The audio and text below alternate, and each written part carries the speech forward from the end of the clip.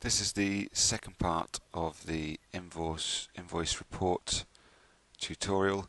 I'm now going to show you how to make the actual report itself. Previous tutorial we made the invoice query. When I run this query, it asks for a customer ID and a booking ID. It then pulls out all of the relevant information from a number of tables.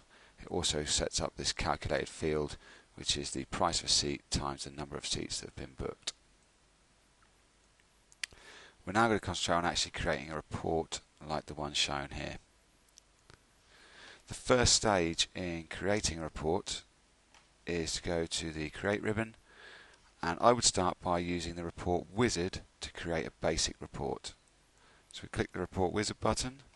Make sure that you've selected the correct query or table that you're going to build this report upon. So we're selecting the invoice query.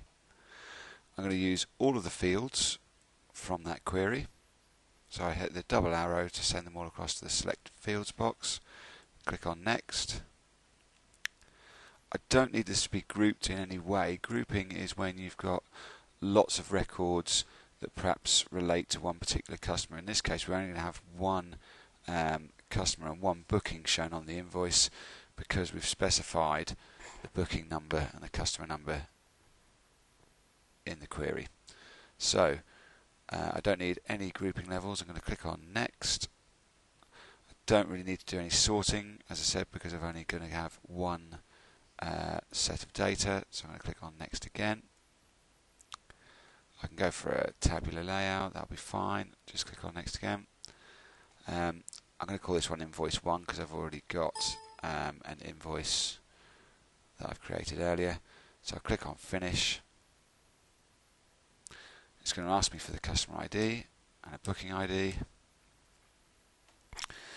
So we can see here it's created the basic report with the information in.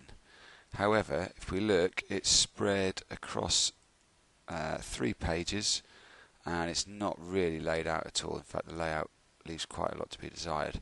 So what I'm going to do is close the print preview and then just show you how to start editing this invoice. First of all, well, Invoice 1 isn't a very tidy looking label, so I just take the 1 out of there. The next thing I'm going to do is I'm going to store the customer's details in the page header. So I'm just going to drag this section out so it's bigger. I've then decided actually, well, I don't really need the customer ID. I'm actually going to put that up at the top. Customer ID. I did notice a slight type mistake there. I'm just going to correct that on the label, and I'm going to bring the customer ID number, the actual data itself, bring that in as well. I can't change the typo there because it's related to the actual table name. I'm also going to take another section here. I'm going to take the booking ID. I'm going to put that up the top as well. So the booking ID, just expand the label, and I need to get the booking ID field, drag that over there as well. So I've got a little bit of information there in the report header. I'm now going to lay out the customer's name and address. Actually, I don't really need to have these labels because we can see that Mr. will be his title. We know it's a first name, last name, we know the address and so on. So I'm not going to need these titles anymore. I'm just going to go through, select them, and then press the delete key to get rid of the labels.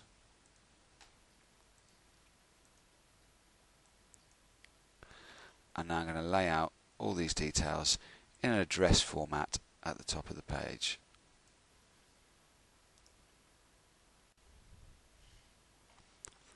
As you can see, I've just paused it for a moment to finish off laying out the address just as it would be on an envelope, and we can now have a little look at what that would look like if I go to the View button into the print preview.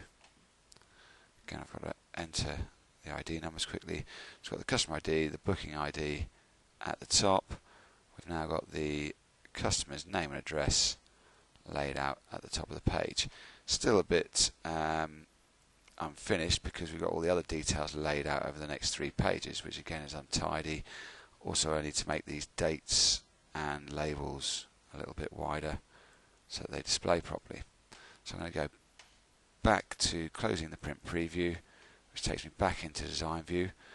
Then going to scroll across and drag some of this information down. So I'm going to first of all start by dragging the label. I'm going to drag this detail section and make it a little bit wider. So I'm actually using the labels this time, so it's clear exactly what the information is that's being shown. And I'm just going to drag these all across and build up a layout which looks suitable.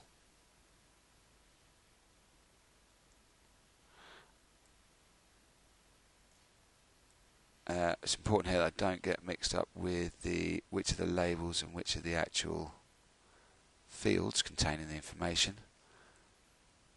This one is the label, and actually I could rename some of these labels. I could call this one the departure, and maybe this one the destination. I can also play around with the order in which I lay these out.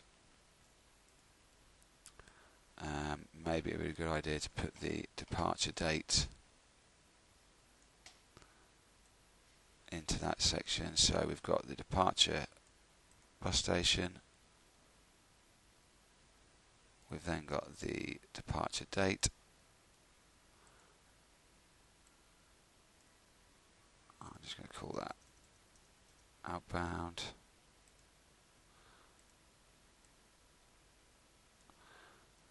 And of course I want to get the field information for that as well. Make sure this one is wide enough so it's showing the date properly.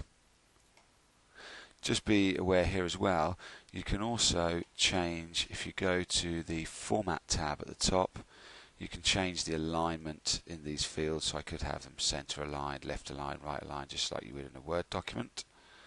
So I'm just going to spend a couple of minutes laying out all of these fields appropriately.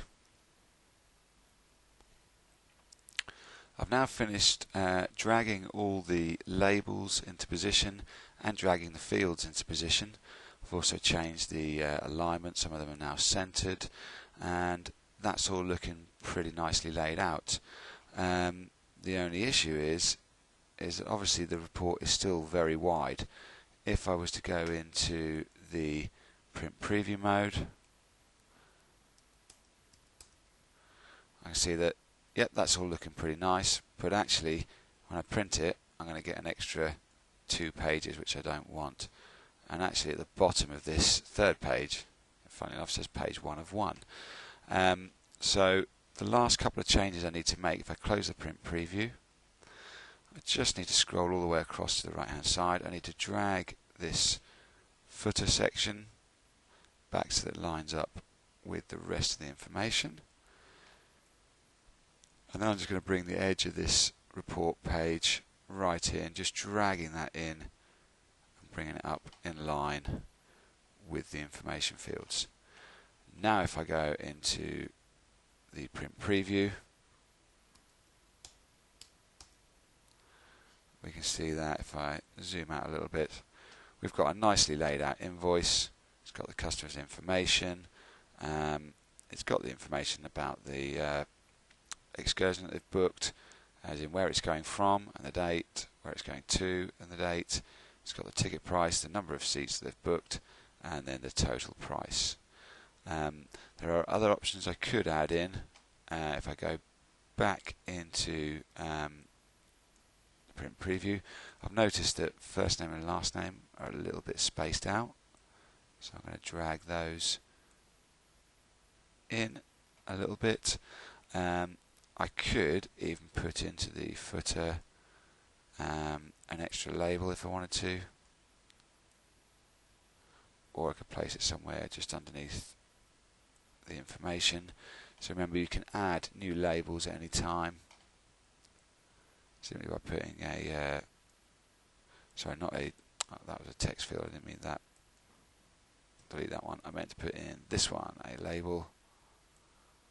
I could put in some corny little message like, have a nice journey. There we go. Let's have a look at the final report. You could of course put in the company logo or something like that if you wanted to as well. So let's print preview that. Record 1, booking 1.